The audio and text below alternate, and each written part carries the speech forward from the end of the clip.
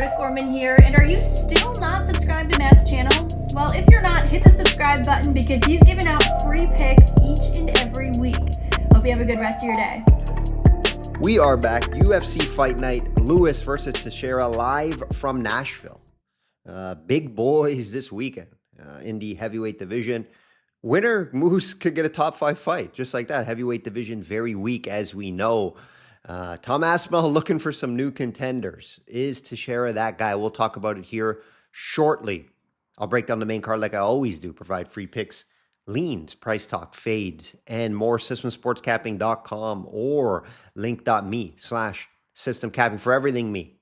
Right? Everything over there, guys.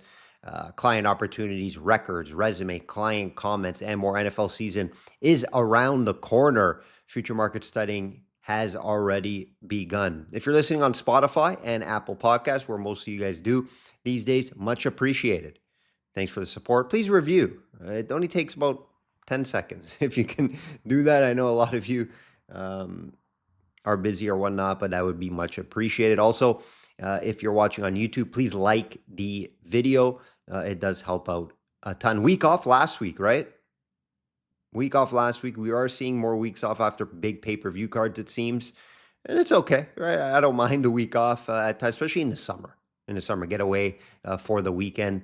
Always nice. Prior to that, obviously the pay-per-view card, profitable event, and we hit on a rare best bet. I don't throw out a ton of best bets. When I do, we usually hit at a very high percentage. 73% best bets, very long term, right? We're looking back at 5 years now.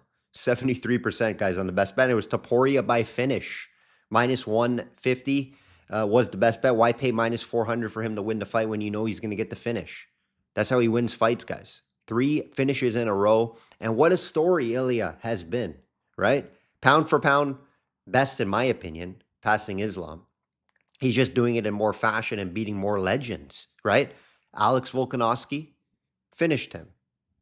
Volkanovski was running through the division. Max Holloway, a legend. No one finished him. And then now Charles Oliveira. The resume speaks for itself. The way he's winning the fight speaks for himself. Pound for pound in my eyes right now. Who is going to beat this guy?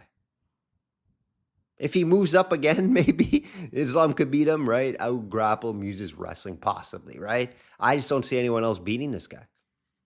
I actually do believe Arman Teixeira is probably his toughest fight in the division. He runs through Paddy, in my opinion. Paddy's not going to be able to get him down or hold him. That's where Paddy would want him in his world there. He's not going to be able to get him down, in my opinion. And on the feet, it's night and day difference in boxing, kickboxing. So, Arman, very good wrestler, right? He is going to be the better wrestler than Teixeira. Not saying Teixeira doesn't have good wrestling, because he does. That's his base, actually. However, Arman, if he chain wrestles, decides not to stand and bang, Arman does have some good striking as well, but he's not going to want to do what Charles did and just come forward. That's not his fight. He fights smart. He fights MMA. So Arman, I believe, has the best chance to beat him. Hopefully we see that next. I wouldn't mind the Paddy fight, to be honest. It's fun, right? But let's see what they do, right? The Paddy fight will bring more numbers for sure. The Arman fight makes more sense from a skill standpoint. 16-5 pay-per-view run, guys. All cards 34-16 average line plus money. All card line is on the line this week. Let's get into this card. Shop around like I always mention, guys. Have multiple sports books. I can't stress that enough. Get the best market line out there. It varies. It varies from book to book. Go on best fight odds, probably the best for that. Tells you all markets where to bet. There's other websites as well, instead of just bouncing around from book to book. Main event, Teixeira minus 250 versus Lewis plus 200. Is Teixeira the next guy? We're waiting for that next heavyweight, right? We're waiting for that next big-time heavyweight who can challenge Tom Aspinall. Obviously, I'm not saying Teixeira's there yet. He has the opportunity, though, with a win here. Like, if he beats Derek Lewis in some stylish fashion, right? He has been knocking out guys in the first round. We'll talk about his resume, though, and his limited experience. But if he beats a guy like Lewis fairly quickly, he's going to get a top 5 fight right away, guys. That's how weak this division is, right? He's very raw. He's only 25, and he's 2-0 in the UFC. He does have some good kickboxing experience. It's just very raw, right? But what I love is the reach, is the size of him, is the power, is the striking. His grappling and wrestling is kind of unknown, right? I believe Tom Aspinall would just take him down and probably submit him, to be honest. But we love the reach at 83 inches, and we love the size at 6'7", giant of a man. You're starting talking about like Volkov's size. I think Volkov's obviously a little taller, but, dangerous to fight, and it's very tough to see how guys would react to that size, right? We'll see how Lewis does. Obviously, Lewis has fought big guys too. I don't think it's going to be that much of an issue for him, as he is very experienced.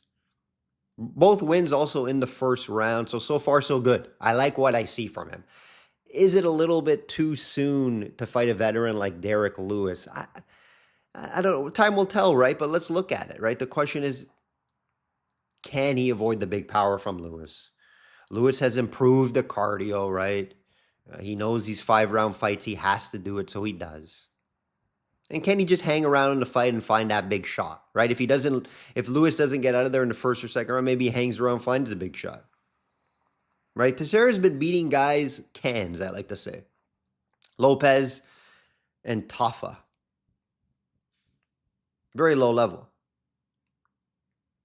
right? Lewis fought the best of the best. We all know Lewis's resume. Fought everybody.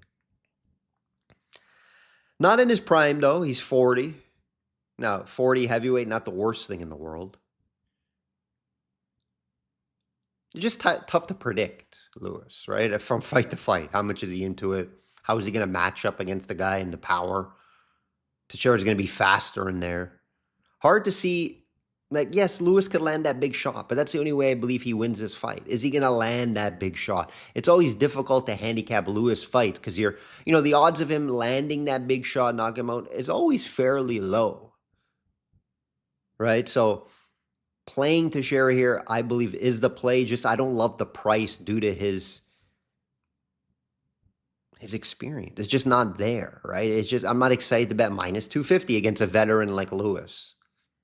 Right, I believe the length and size could be an issue for Lewis at times in this fight. Just hate the price, guys. Hate the price. I haven't seen enough from Teixeira to be, all in on him. For podcast purposes, it's going to be the play. Is it going to make my client card? Probably not. Is this fight going to go 5 rounds? I doubt it, right? All you hear from Lewis, I'm not trying to fight 5 rounds, right? Right, we can see a TKO style finish in this fight, which I believe, someone gets dropped, hurt, and jumped on and pound, and the ref calls the fight. Something along those lines I can see happening. Tough to see this go 5 rounds. If it goes 5 rounds, it's going to be a bore fest later in this fight, guys. So yeah, Teixeira's going to be the play. If you want to improve the price, take it by TKO KO. Hard to see this going 5 rounds. Coleman, Thompson, Wonder Boy's back, plus 300, guys. Value there. Bonfim, minus 400.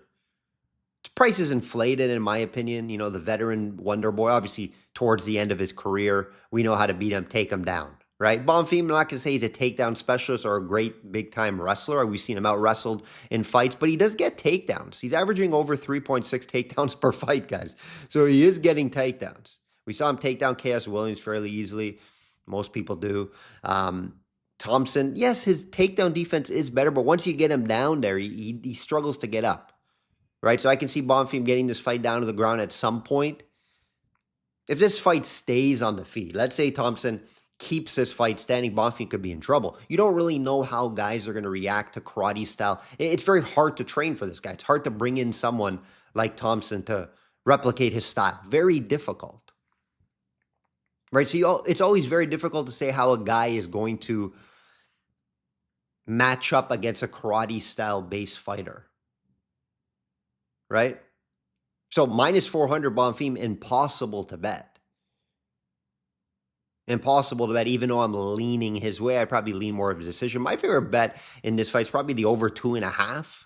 That could get to my client card. But yeah, Bonfim minus 400. Yikes. Yikes, guys. He hasn't fought anyone close to Wonder Boy's competition. Wonder Boy, right? He's fought everybody. We all know that. I get it, though. Bonfim, younger guy. Thompson out of his prime. Path is there to take him down and win the fight. I get it. I believe Bonfim most likely wins this fight as well. But how do you bet it? Right? How do you bet it? Are you going to throw minus 400 in a 2-fight parlay? No, I'm not excited about that. Thompson plus 300. I get you guys if you're going to take a shot on that price for a smaller unit. I get it. It's there, right? The value is there on the price. It's just, is the fighter there at that price? That's what I have concerns about, right?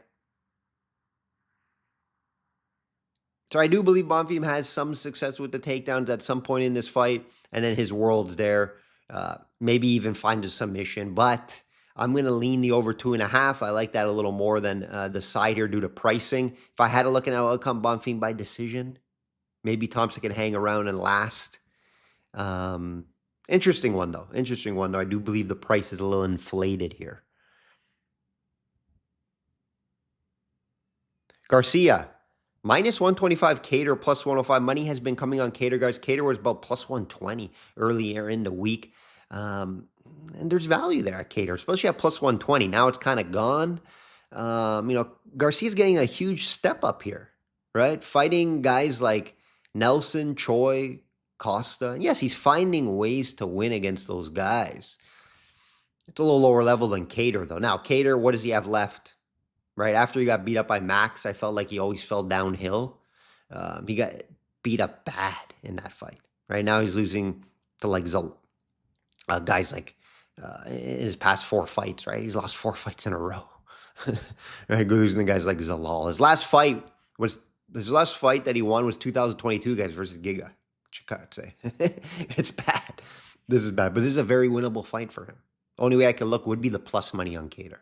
It's do or die. I believe he gets cut if he loses this fight. 5 losses in a row, getting paid well. So this is a fight that he needs to win. Garcia is just like a power guy. I believe Cater could just strike him on the feet, be more technical to win this fight, right?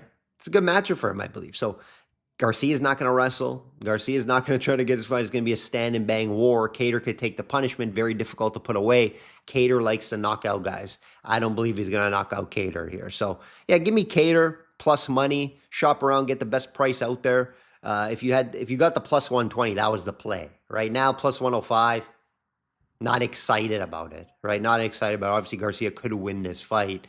But what does Cater have left? Let's see. Now, I believe if he loses this fight, he could retire as well, or the UFC could cut him. So keep that in mind, guys. Landwehr, plus 220 versus Carrier, minus 260. Yikes. Just a lot of value on this card, guys. Fight night card, right? Take some shots on underdogs. That's where you want to look here. Like, it's a tough one here because, like, Carrier... very tough to predict. 2-2, right? UFC. Last fight, we were on Wood. We were on Nathaniel Wood to beat him by decision. We got that plus money. That was a nice cash. But it's very close fights. And I believe this is going to be a very close fight, right? Over 2.5 I like here. Landwehr is fighting at home, guys. Keep that in mind. Fighting at home. And he's a crowd guy, right? Likes to bang. Plus 220. Definitely value at that price. Only way I can look. I'd never pay this price on Carrier minus 260. Never. Against anybody.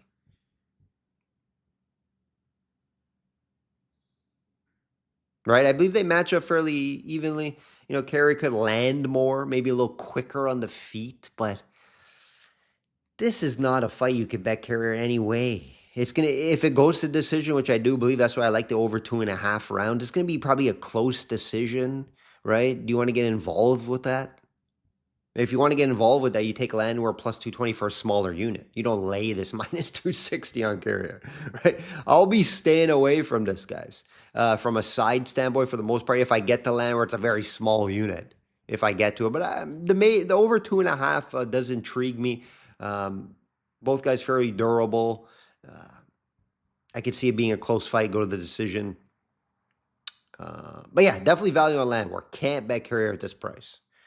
Last one we'll talk about here, guys. Petrino minus 700 versus Lane. plus 550. Couple things here, guys, right? Obviously, Petrino never worth minus 700 for multiple reasons here. One, he's moving up to heavyweight, guys, from lightweight. Keep that in mind. Watch the scales before you bet this one. Lane's going to be the bigger guy. He's a more athletic guy. He's the ex-NFL player. Not a good fighter. Keep that in mind, obviously. No, I'm not vouching for him here, right? He's lost 3 of his last 4 fights. He just lost to Pinto by KO. Guys, he's lost to Justin Taffa, guys. Lane, okay? Not a good fighter. So, yes, I think Petrino's going to win the fight. Just how do you bet it? Right? Petrino's been exposed. He's not that up-and-coming next fighter from Brazil. Right? Austin, he lost to Jacoby last time out and Anthony Smith in his last 2 fights. Not great. Right? So Petrino could be just that middling guy in the heavyweight division, I guess. But he's going to be faster in there, I believe. Not bigger. How will it play out? Tough to call. And at minus 700, you do want to take that risk to see how he's going to play out in the heavyweight division. Watch the scales. See how bigger Lane is before you get excited. Yeah, Petrino, skill-to-skill basis, is much better than Lane, obviously. But the move up to heavyweight, the size difference, watch the scales for this one if you want to get involved. I don't know how you get involved at minus 700.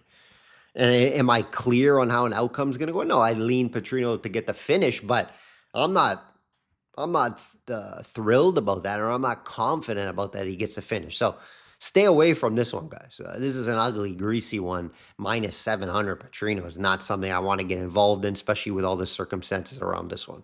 That will do it, guys. That will do a fun pay-per-view card from New Orleans next week. Excited to break that down. Poirier gets the fight at home before he ends his career. Can't wait to break down that fight. Not a great pay-per-view card, but we'll talk about that next week. Like I always say, guys, bet smart and know your limits. Enjoy this card.